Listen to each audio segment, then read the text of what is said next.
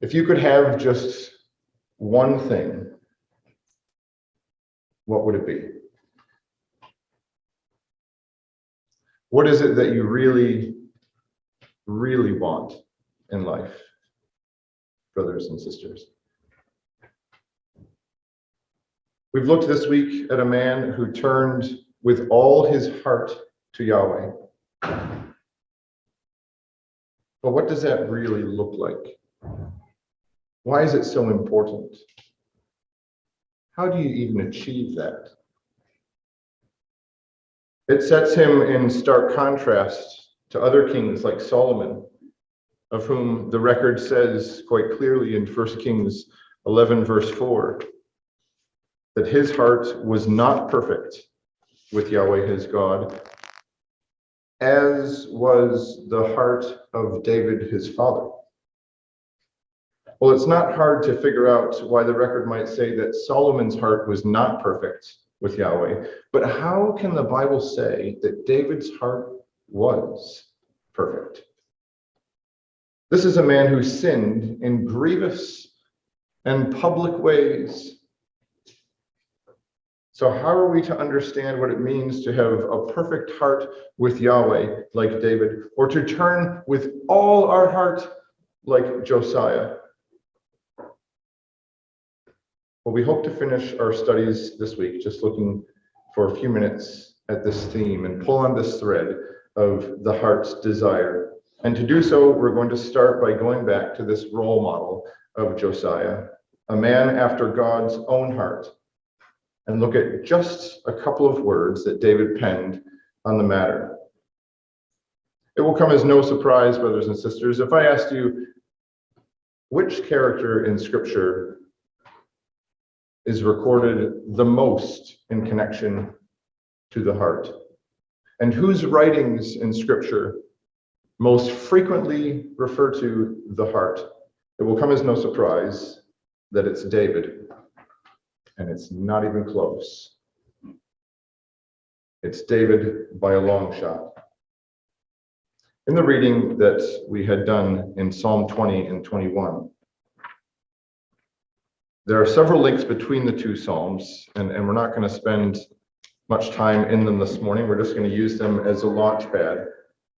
Most writers suggest that these are in fact companion Psalms, a sort of before and after. Psalm 21, the before, and Psalm 21, the after, if you will. And in fact, these actually make up a small cluster of Psalms from Psalm 20 to 24, which are heavily messianic. But if you want more information on that, I've warned Brother John Gore that you're going to come and speak to him afterwards.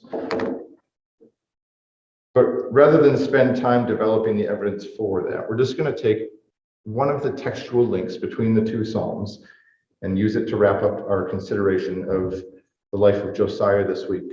A man who, when he read the book of Deuteronomy, no doubt could not miss the fact that over 50 times in the book of the law that Shaphan read to him, and then he reread to himself, and then he no doubt copied out a copy for himself, and then read it himself to the people and clung to that law over and over and over. The law was supposed to get to the heart, and Josiah understood that. Psalm 20 starts with the prayer for the people, the prayer of the people for their king as they go into battle, as it were. Verse 1, Yahweh hear thee in the day of trouble. The name of the God of Jacob defend thee.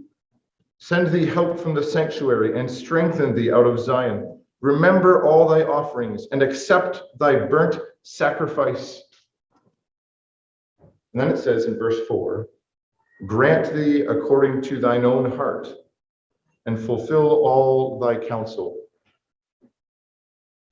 Perhaps another translation makes it a bit clearer when it says in Psalm 20, verse 4, may he grant you your heart's desire. That's the ESV.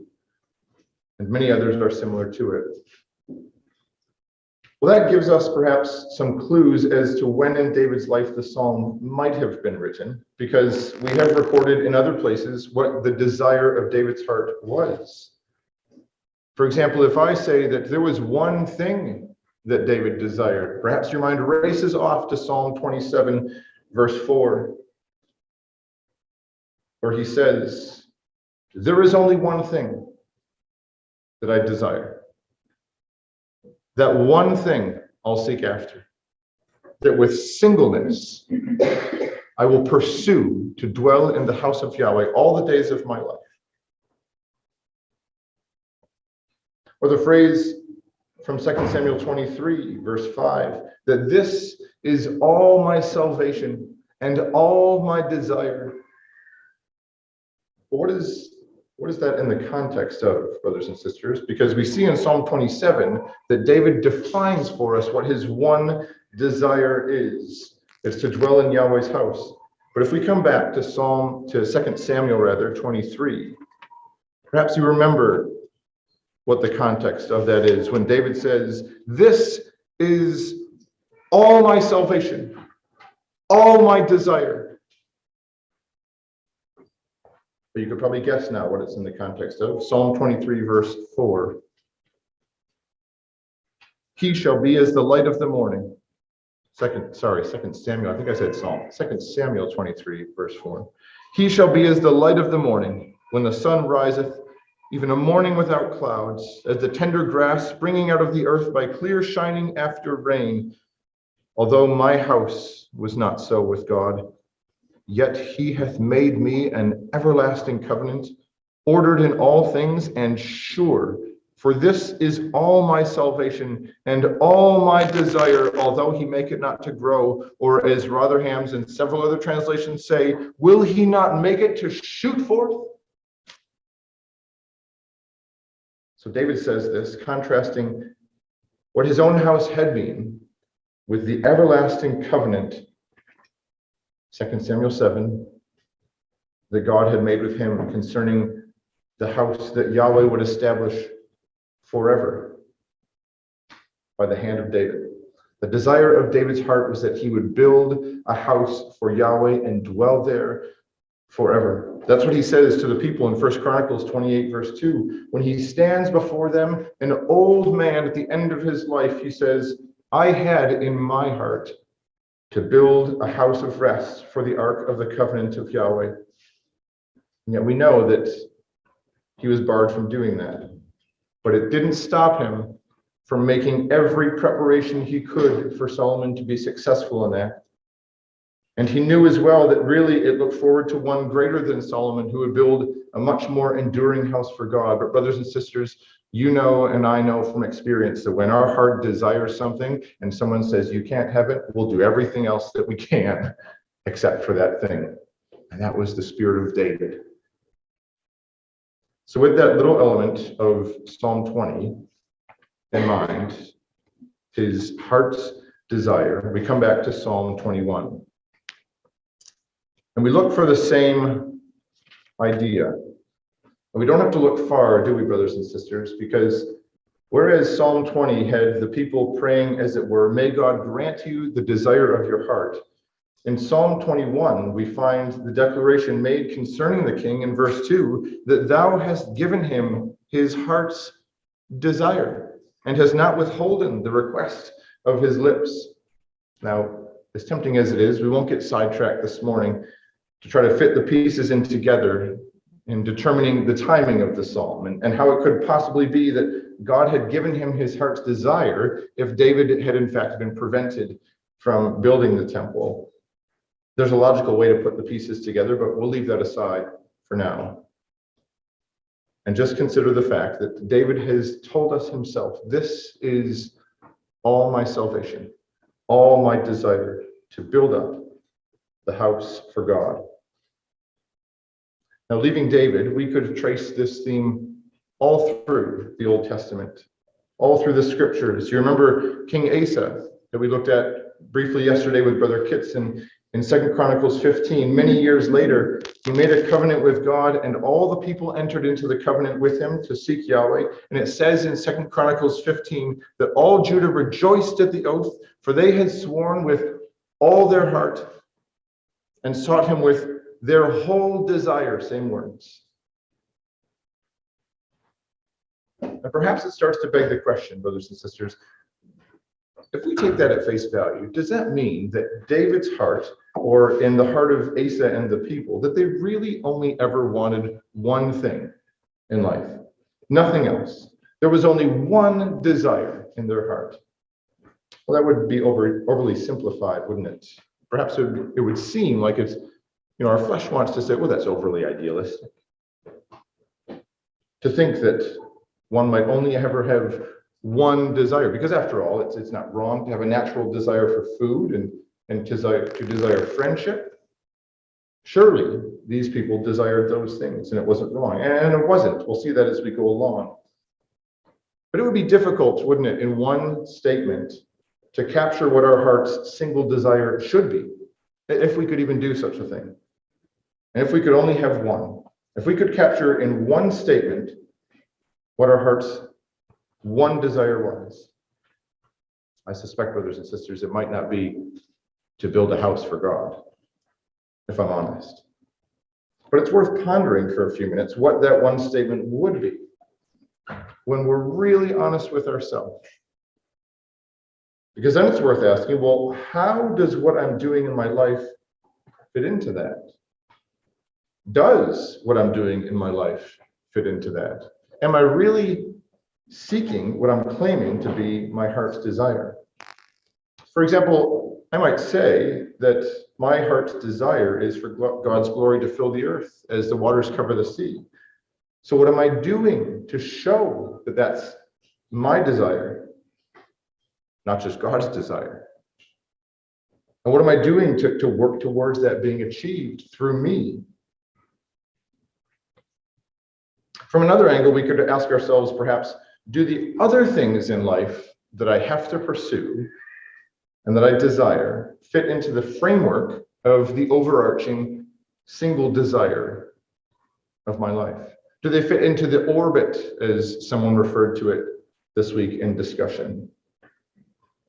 Because, like we would suggest was the case with David and Asa, although it's not that we should only ever desire one thing and push aside anything else that we should desire or that we do desire, natural or spiritual. For example, it's not wrong to desire to come to Bible school, or to be baptized, or to get married, or to have children, or to have grandchildren, or to get a job, or to travel. If any of those things was our single desire in life, that might be a problem. But if each of those desires falls into the umbrella of the broader single desire, whatever that one thing might be, and that single desire is the right desire, then all the other little things in life come together to make up that one desire.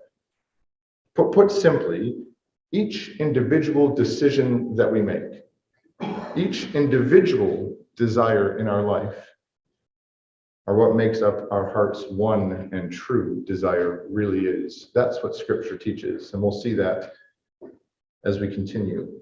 The reason that's important, brothers and sisters, is because it helps us to realize that it's the smaller things in life that show us the true nature of the big picture of our heart. So when David says in Psalm 27, verse 4, that there was one thing he desired, he didn't mean that every day all he did was eat, breathe, and sleep, preparation for the temple. But every day, in the little choices he made, and how he spent the funds, and how he used his time in the places that he went, and the conversations that he had, I think it was all under the umbrella of working towards the same goal. But the harsh reality is, brothers and sisters, when we take an honest look at ourselves, we have all sorts of things that we desire. I could tell you mine, but they will be very different than yours. Some of my strong desires, admittedly, are related to my house, some to my kids, some to my wife, some to you, some to my work. So how do we figure out what our heart's real desire is? Perhaps you've heard the expression, I'm not sure where it originally was coined from, but the first time I heard it was from Uncle Bob Lloyd. He said, "We are what we think about all day long." What do you think about all day long, brothers and sisters? Or perhaps put in a more tangible way, what do you think about most often? What are you thinking about right now? Where does your mind wander next Sunday morning, sitting in our own ecclesial halls once again? Where does the mind wander when it, accidentally slips away from the room? Or maybe that's just a phenomenon that I experience.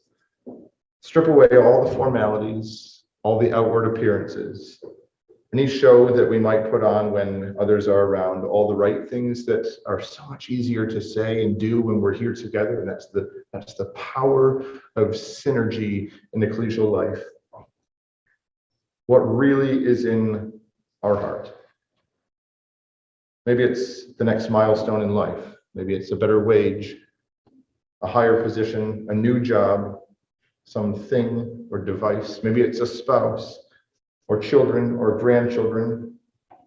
Maybe it's a friendship with someone, or a closer friendship, or a better relationship with a brother or sister that we've struggled with for years. Maybe it's one more year of life, just one more. Maybe it's 10 more years of life. But whatever it is, brothers and sisters, we just want to dwell on that for a moment this morning. And as we do, let's just trace the theme in the New Testament in a few places as well. If you come over to Matthew 6, which we'll do in our readings in just a few days as we start afresh in the daily Bible reading planner. Even in places where the words are not explicitly used, this idea of the heart's desire is bound up in that familiar phrase from Matthew 6 that we'll read this week in verse 21. For where your treasure is, there will your heart be also. Put another way, your heart's desire will be determined by whatever you treasure most. Brother L.G. Sargent put it this way in his book, The Teaching of the Master. He said, the heart will turn as surely as the needle of a compass to whatever it desires most. That's the lesson of several of Christ's parables, wasn't it? That every action, every choice we make contributes to either heart health or heart disease. Every deed, every thought, every desire of the heart, particularly the ones that we perhaps should remove but don't, they will, well, each one is like a seed that gets planted in our heart. And the good ones, the godly desires, are like precious wheat that yield as much as 100-fold increase. But the ungodly desires are like the toxic tares that need so little water to shoot up. No root system at all is required, and they're this giant, ugly-looking thing that chokes out everything else and consumes the nutrients, blocks the sunlight, and stunts and chokes out the surrounding wheat. We plant seeds every day, brothers and sisters, and so do you. The way we speak to one another and to the children, whether our own or someone else's in the Ecclesia, it plants a seed in our heart and it plants a seed in theirs. Whether we provide for someone in need or not, plants a seed. The way we drive our car on the road plants a seed. The way we talk about others plants a seed. The time we do or don't spend with God in prayer each day plants a seed. All these individual seeds will produce a crop. We can be sure. Whether we tend them or not, the scripture says our harvest will be based on the seeds we've sown. Well, where else does this thread of the heart's desire come up in the New Testament? Perhaps your mind has already gone to the Apostle Paul when he says, brethren, my heart's desire and prayer to God for Israel is that they might be saved. Oh, would to God, brothers and sisters, that was our heart's single desire for the salvation of our brothers and sisters. Paul had many desires in his heart. We'll see a few more of them in just a moment. But one of them, as it stood related to God's people, was for their salvation, that they would have the blindness lifted from their eyes and see the Messiah as he had the blindness lifted from his eyes to see his Messiah. But Paul also talks about other desires he had as well. He says in 1 Thessalonians 2 that his desire was to see the face of his brothers and sisters, but brothers and sisters, in a dramatic contrast. The New Testament and Paul's writings and Peter's writings also talk about the dangers of fleshly lusts, our former lusts, the lust of the flesh and of the eyes, same word as the desire that we've seen previously in the New Testament. And in fact, it's used far more often to describe these fleshly lusts. Well, how do we make sense of that, brothers and sisters? But isn't that the reality of our experience? That try as we might, our fleshly desires are relentless. They never tire. They're never satisfied. The enmity never goes away. But that's the way God wants it, brothers and sisters. The enmity never should go away, because when the enmity is gone, the battle has stopped being fought. We have to work to develop our spiritual desires to have the same intensity that our fleshly lusts do, and even greater intensity, so that they can overcome those fleshly lusts, that we can get to the point like the Lord did in the most difficult moment of his life, where he can say, my desire, with desire, I have desired to eat this Passover with you. That is a powerful, powerful desire in his heart. There's a stark contrast to all of that in another of David's Psalms. If you just come back quickly to Psalm 10 with me. Because as you scan down Psalm 10, perhaps you have colored already the phrase, the wicked, because that's what so much of this psalm is about. It's there in verse 2, in verse 3, in verse 4, in verse 13, and verse 15. So right off the bat, we're given a clue concerning what this psalm might be about. And David describes the behavior of the wicked, starting in verse 2. He says, the wicked in his pride doth persecute the poor. Let them be taken in the devices that they have imagined. But now look what it says about the heart of the wicked. The wicked boasts of his heart's desire, and blesses the covetous, whom Yahweh abhorreth. We read passages like this, brothers and sisters, and if your flesh is like mine, I naturally say, ooh, this chapter is talking about the wicked, not about me. But how often do we accidentally boast of our heart's desire? What do we find ourselves talking about to others a lot? Perhaps that is what our heart's desire is, or at least it's of more desire to our heart than other things, is myself. I remember a brother said to me once, the way the flesh thinks is we talk about ourselves for a little while and then say, but enough about me, let's talk about you. What do you think about me? Because our flesh just is naturally inclined that way, to talk and to think and to focus on self. But this is why, brothers and sisters, in the words of Proverbs 23, God says, I have a solution. I have the solution for the heart. He's like a father who says to each of us, give me your heart. Why does he ask for our heart? Well, because we know that Scripture talks about the heart as the seat of our real affections. It's the source from which all of our actions flow. In the words of the Lord from Luke 6, it's our treasure house from which we bring forth good or evil things. My actions are what you see, and I can cleverly disguise and repackage my works in a way that looks very good on the surface, but the eye of God penetrates the source right to the heart.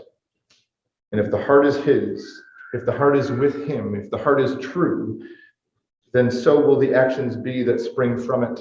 Perhaps that's why Proverbs 4 says, written by a man after God's own heart, to his son Solomon, that above all else, my son, above all else that must be guarded, keep your heart, because out of it are the issues of life.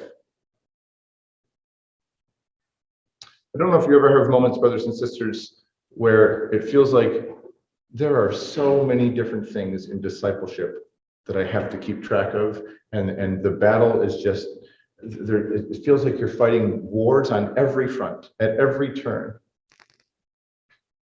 The importance of prayer, the value of ecclesial service, the struggle of developing godly character. The list is long of things that we have to be diligent about doing or avoiding.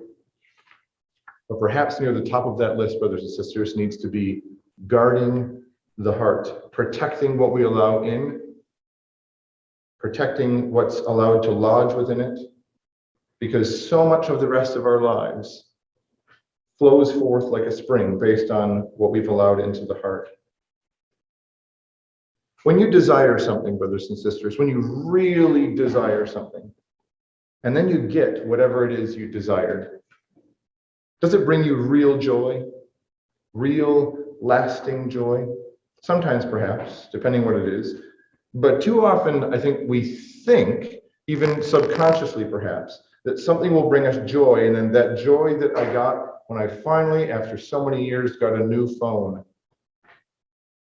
or the joy that I got in that new, whatever the newest item is at Costco, or the joy that we got when we finally got the new house, or the new car that didn't break down so often, or a better haircut, whatever it is, we find that the joy is remarkably short-lived. Maybe you've heard it said before. The first time I heard it said, I think it was Brother Ron Kidd, maybe from this platform years ago. He said, we tend to overestimate the amount of joy and happiness that we will get from obtaining that new thing or experiencing that new thing. We tend to overestimate the amount of joy and happiness that we'll get. Because naturally we can live from one acquisition, from one experience to the next. I'll be happy when I get this new item. I'll be happy when I've graduated. I'll be happy once winter Bible school comes. I'll be happy when the snow melts.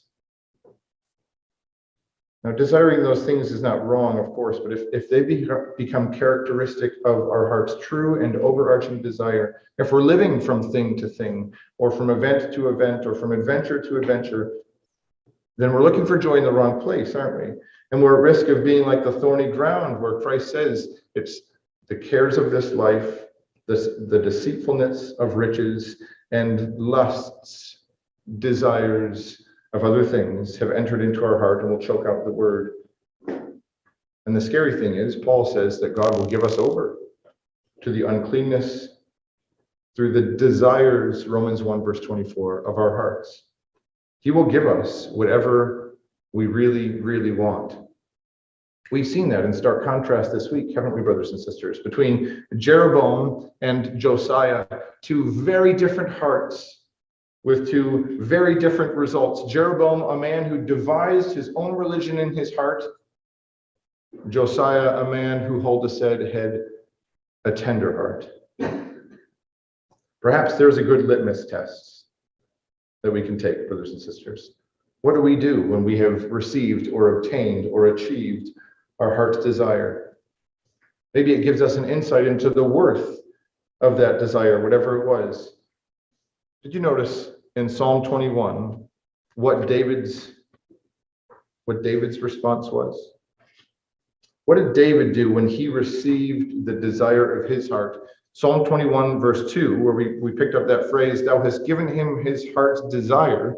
But Psalm 21 tells us what his reaction was. The king shall joy in thy strength, O Yahweh, and in thy salvation how greatly shall he rejoice. Proverbs 13, verse 12, just turn there for just a moment, because it uses this same word from Psalm 21 and so much of the Old Testament where the word heart is used. Proverbs 13, verse 12. Hope deferred makes the heart sick, but when the desire comes, it is a tree of life. It's a good litmus test for the desires of our heart, brothers and sisters. When we do receive them, or when we do achieve them, do they bring temporary and fleeting pleasure, or are they like a tree of life? Because a tree of life is not a momentary, fleeting thing. You imagine this tree that has put down deep roots, and it grows up for years and years, providing life, providing shade, this strong, healthy tree. Is that what our heart's desire is like for us? Does it do for us what it did for David? What do you really, really desire, brothers and sisters? What do you really want in this life? Or to borrow this idea from Psalm 20, what is your Psalm 20? And what will be your Psalm 21? If another brother and sister prayed, please give Brother Tim his heart's desire. Ooh, I wonder what that would be. I wonder if God granted me what that was, if it would in fact be what we want it to be, and what it needs to be. Is our heart's desire focused on the enduring and the everlasting, that the house of God might be built up and unified and fortified and strengthened like David's desire was? Is our heart's desire something that we can and do pray to God fervently about? Something that others could pray for, and if we received, it would be for our eternal good? Is our heart's desire focused on the needs of others like Christ's was?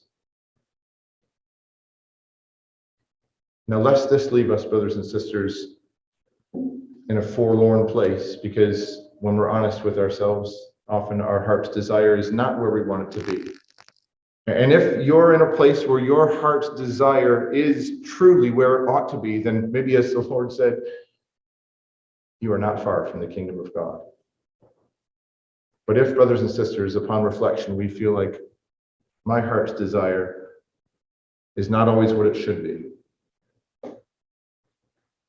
there is good news.